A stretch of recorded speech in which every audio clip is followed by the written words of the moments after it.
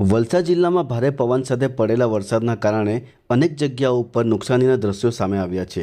વલસાડ જિલ્લાના ફણસવાડા ગામ ખાતે અનેક ઘરોના પતરાઓ ભારે પવનમાં ઉડી જતા પરિવારને ભારે નુકસાનીનો વેઠવાનો વારો આવ્યો છે।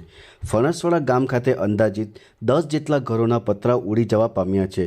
ઘરના પતરા ઉડી જવાને કારણે ઘરમાં મૂકવામાં આવેલા ઘર વપરીનો સામાન વરસાદમાં પલળી જવા પામ્યો છે।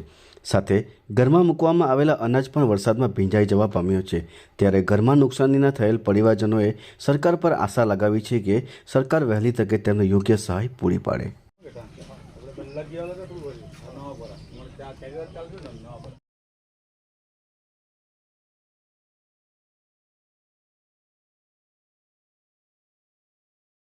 મારું નામ શિરીષ કુમાર ભાણભાઈ પટેલ છે। હું વલસાડ જિલ્લાના વલસાડ તાલુકાના ફણસવાડા ગામે રહું છું।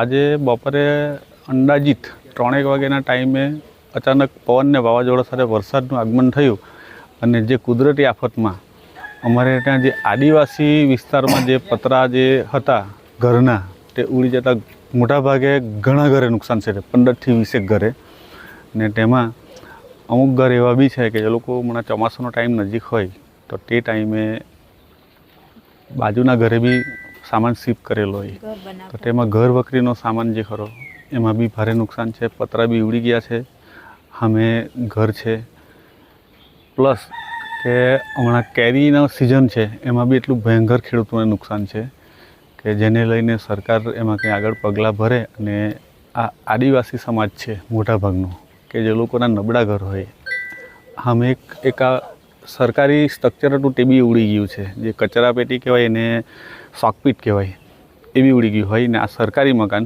એ બી ઉડ્યા હોય। ભીખુભાઈ રવજીભાઈ નાયકા ફણસવાડા। શું થયું છે બપોરે વરસાદને વાવાઝોડું લીધે આ બધું મારાનું ઘરનું નુકસાન થયું। કઈ રીતનું નુકસાન છે વાવાઝોડું? વાવાઝોડું પોતરા હમણાં બધા ભાંગી ગયું, ઘરમાં બધું બોરાઈ ગયું અને અહીંથી માંડીને બધું।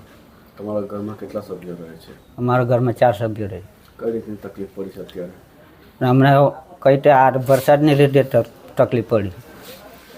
તમે સરકારશ્રીને શું કહેશો? સરકારને અમે કહે કે આ અમને હવે સહાય મળે।